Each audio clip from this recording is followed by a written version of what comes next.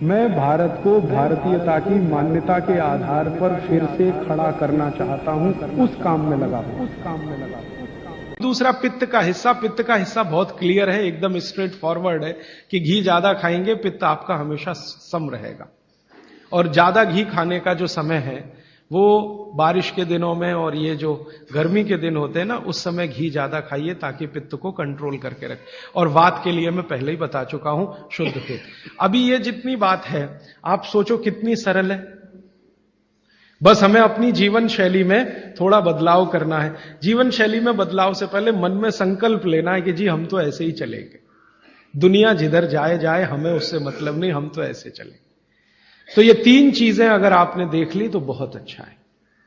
अब थोड़ा आगे चलें, अब और दूसरी चीजों पे मैं चलता हूं कि और कौन कौन सी चीजें हैं जो आपके आसपास हैं और आपके वात पित्त कफ तीनों को सम पे लाने में मदद कर सकती है। ये तीनों समभाग में रहें तो अच्छा होता है। और कौन कौन सी चीजें हैं? तो भागवती जी कहते हैं रसोई के बाहर जाने की जरूरत ही नहीं, सब वहीं है। भागवती जी ने एक सूत्र लिखा है, दुनिया का सबसे बड़ा औषधि केंद्र हमारा रसोई घर है। सबसे बड़ा औषधि केंद्र रसोई घर है। अब दुर्भाग्य से हम रसोई में जिनको मसाला कहते हैं ना, मसाला, वहां मसाला कुछ नहीं है, सब औषधि है। मसाले का और औषधि का अंतर मालूम है? ये मसाला तो शब्द ही भारत का नहीं है, पहले तो ये बता दूंगा। ये अरबिक शब्द है, फारसी से अरबी में आया, अरबी से हमारे घुस गया, हिंदी में और जगह जगह घुस गया। ये विदेशी आए तो ये शब्द भी आया। हिंदुस्तान में 17वीं 18वीं शताब्दी का साहित्य जब मैं पढ़ता हूं तो जब तक मुगलों का राज्य रहा तब तक मसाले शब्द का बहुत उपयोग है। मुगलों के राज्य के पहले एक भी जगह किसी भी शास्त्र में मसाला नहीं। चरक संहिता पढ़ी मैंने, कहीं भी मसाला नहीं है उसमें। सुश्रुत में कहीं मसाला नहीं है, बागवट की कहीं मसाला नहीं है। पुराने जितने लेखक हुए हैं ना 10वीं शताब्दी के पहले के, कहीं भी किसी ने मसाले शब्द का इस्तेमाल ही नहीं किया। हर जगह है तो औषधि है, औषधि औषधि, जीरा औषधि, धनिया औषधि, ये औषधि के रूप में है। तो इनकी जो प्रॉपर्टीज हैं रसोई घर की औषधियों की, ये सब आपके चिकित्सा के लिए है। अब मुझे समझ में आता है कि हमारे पुराने जमाने की माताएं बहनें, जो हमारी दादी हैं, नानी हैं, उन्होंने अपनी अपनी बेटियों को जो कुछ सिखाया, सब्जी बनाना तो क्या क्या डालना, जीरा चाहिए, धनिया चाहिए, हींग चाहिए, मात्रा कितनी कितनी चाहिए, वो सब बड़े वैज्ञानिक और चिकित्सक लोग रहे होंगे। क्योंकि रोज हमारे शरीर में वात पित्त कफ की स्थिति सम और असम होती रहती है। आप जानते हैं सुबह जो है ना वात ज्यादा होता है शरीर में, सुबह सुबह, दोपहर को पित्त ज्यादा होता है, शाम को कफ ज्यादा होता है। तो ये पूरे 24 घंटे में ऊपर नीचे होता रहता है। तो 24 घंटे में जो वात पित्त कफ ऊपर नीचे होता रहता है, तो सब्जियों में उसी के हिसाब से औषधियां डाली जाती है। जैसे दोपहर की सब्जी बने, दोपहर की, तो मेरी दादी को मैंने देखा था कि दोपहर की सब्जी बनाएगी तो अजवाइन जरूर डालेगी उसमें, और वही सब्जी रात को बनाती थी तो अजवाइन नहीं डालती थी। तो एक दिन मैंने दादी से पूछा कि यही सब्जी दोपहर को मैंने खाई तो इसमें अजवाइन थी, शाम को खाई तो नहीं, क्यों? तो उसने उत्तर तो नहीं दिया। तो उसने कहा मेरी मां ने ऐसा सिखाया। बस बात खत्म हो गई। अब उस समय मैं भी मान लिया कि ठीक है, उसकी मां ने सिखाया। अब जब मैंने काम शुरू किया ये चिकित्सा पर, तब मेरे समझ में आया कि अजवाइन जो है पित्तनाशक है। घी के बाद, देशी गाय के घी के बाद जो सबसे ज्यादा पित्तनाशक दूसरी कोई चीज है तो वो अजवाइन है। और दोपहर को पित्त भड़कता है, आप जानते हैं, और वो स्वाभाविक है क्योंकि खाना खाने के लिए पित्त भड़कना ही चाहिए। तो उस समय अजवाइन डाली जाती है सब्जी में, क्योंकि दोपहर को ही शरीर को अजवाइन की जरूरत होती है पित्त को सम पे लाने के लिए। तो भारत में ज्यादातर माताएं बहनें ये बात जानती हैं कि दोपहर की सब्जी में अजवाइन चाहिए। दोपहर का दही है ना, दही का मट्ठा, उसमें भी अजवाइन का बघार लगता है। दोपहर की जितनी भी चीजें हैं ज्यादातर अजवाइन ग्रस्त होती हैं या अजवाइन से बनती हैं, क्योंकि पित्त को सम पे रखना है। तो आप सोचो जो लोग ये कर रहे हैं वो बिना कहे कितना बड़ा काम कर रहे हैं, हमने उसका वैल्यूएशन नहीं किया, ये हमारी मूर्खता। हमारे यहां तो एक बहुत बड़ा दुष्कर्म इस देश में हुआ है। अंग्रेजों के हम गुलाम हो गए, तो सब कुछ हम भूल गए, अपनी चीजें। अंग्रेजों ने जो सिखाया वही हमें याद है। तो हम जीडीपी का कैलकुलेशन करते हैं अंग्रेजों के फॉर्मूले से। जीडीपी निकलता है इस देश का, ग्रॉस डोमेस्टिक प्रोडक्ट। तो मैंने बहुत बार इस देश के अर्थशास्त्रियों से पूछा कि जीडीपी में आप विचित्र विचित्र कैलकुलेशन करते हैं। जैसे भारत की पुलिस है, उस पर जो खर्चा हो रहा है वो जीडीपी का हिस्सा है। अगर चोरियां डकैतियां बढ़ी तो पुलिस का खर्च बढ़ेगा तो जीडीपी बढ़ेगा।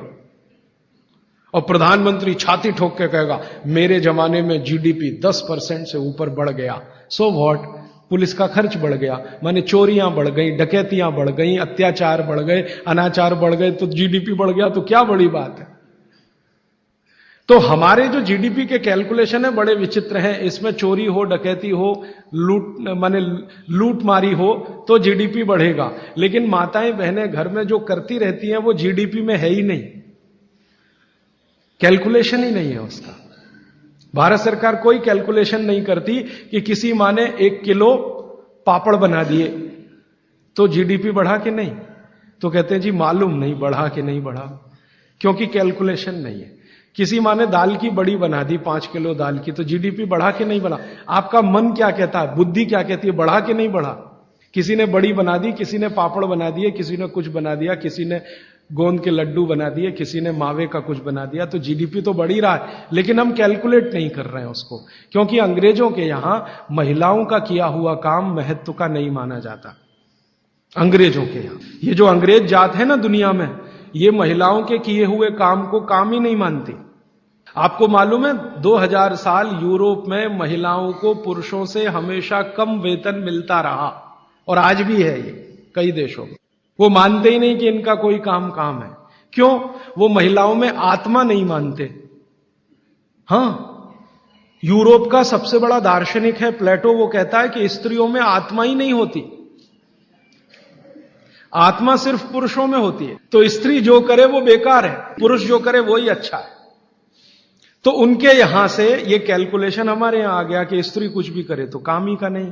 तो अंग्रेजों का 200-250 साल जो राज चल गया उसमें हम सब के दिमाग खत्म हो गए, सोचना विचारना बंद हो गया, तो हमने भी वही मान लिया।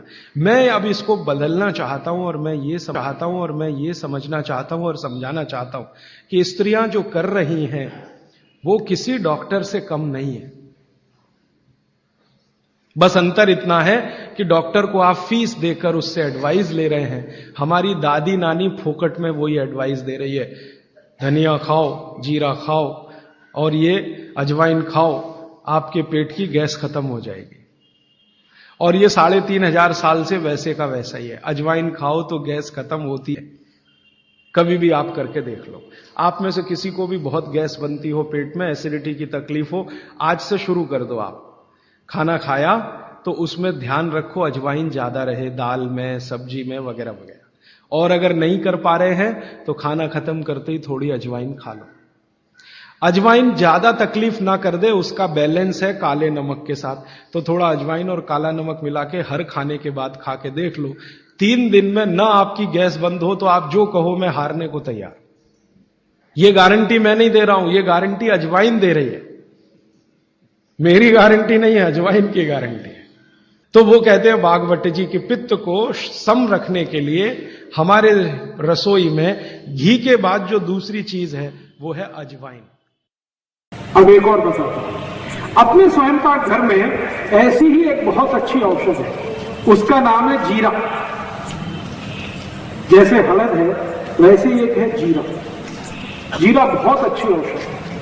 पित्त के जितने भी रोग हैं आपके शरीर में, ये सब जीरे से ठीक हो जाते हैं।